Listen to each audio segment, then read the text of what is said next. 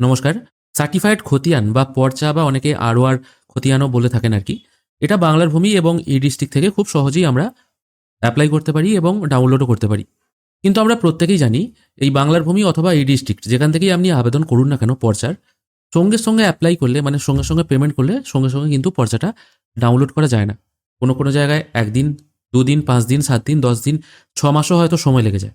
এই ডিস্ট্রিক্টের ক্ষেত্রেও কিন্তু এই একই নিয়ম, মানে বাংলার ভূমি আর এই ডিস্ট্রিক্ট যেহেতু এই দুটো জায়গা থেকেই তো আবেদন করা যায়। ২ জায়গা থেকেই মোটামুটি সঙ্গে সঙ্গে বেরোয় না, খুব তাড়াতাড়ি হলেও যদি খুব কম চাপ থাকে আর কি, ঘন্টা ২-১ সময় তো লাগবেই। অবশ্য এই যে সময়টা লাগছে না, এটা নির্ভর করছে সম্পূর্ণ অফিসের ওপর।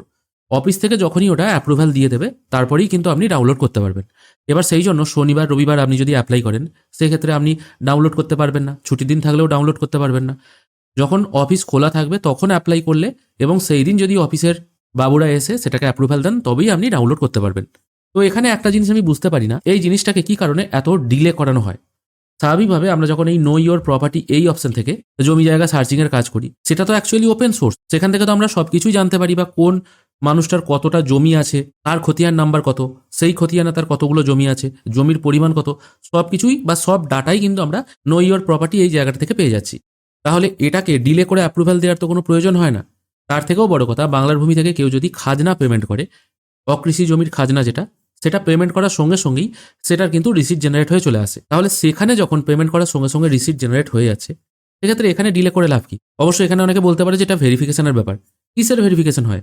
ই ডিস্ট্রিক্ট থেকেও যেমন পর্চা আবেদন করা যায়, ওখান থেকে যেমন রেসিডেন্সিয়াল সার্টিফিকেট, ডমিসিয়াল সার্টিফিকেট এগুলো আবেদন করলে সেটা যেমন ভেরিফিকেশন করতে হয় যে অ্যাকচুয়ালি সেই ব্যক্তি সঠিক ডকুমেন্টস আপলোড করেছে কিনা, বা আরও কোনো ডকুমেন্টসের প্রয়োজন আছে কিনা, এরকম প্রয়োজন হয়।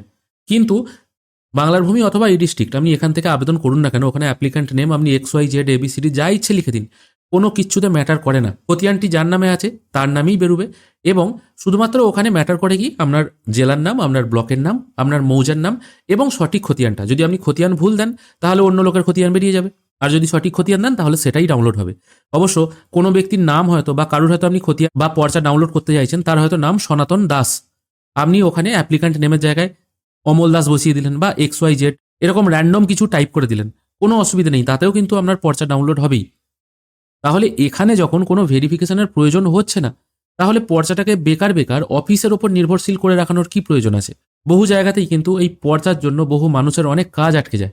এবং তার থেকেও বড় কথা, যে জিনিসটা জেনারেট হচ্ছে ওটা যে ভেরিফাই করে জেনারেট হচ্ছে তা তো নয়।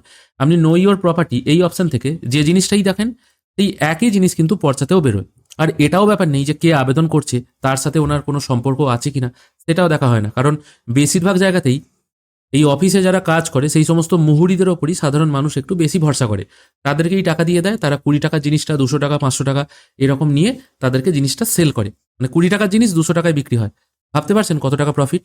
এটা কিন্তু অজানা নয়, এটা কিন্তু প্রত্যেক জেলায় প্রত্যেক মানুষ কিন্তু এই ব্যাপারটা নিয়ে অবগত আছেন।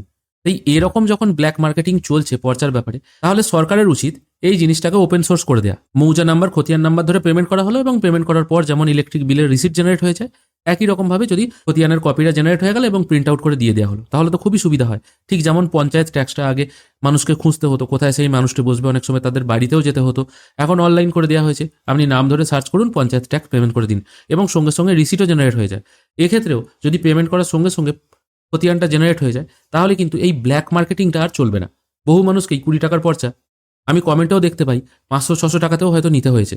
আপনাদের কি মতামত অবশ্যই জানাবেন। আমার তো মনে হয় এটাই ঠিক হওয়া দরকার। কারণ যেখানে কোনো ভেরিফিকেশনের প্রয়োজন হচ্ছে না, সেখানে অফিসের ওপর নির্ভরশীল হয়ে তো কোনো লাভ নেই। আজকের ভিডিও এখানেই শেষ করছি। ধন্যবাদ।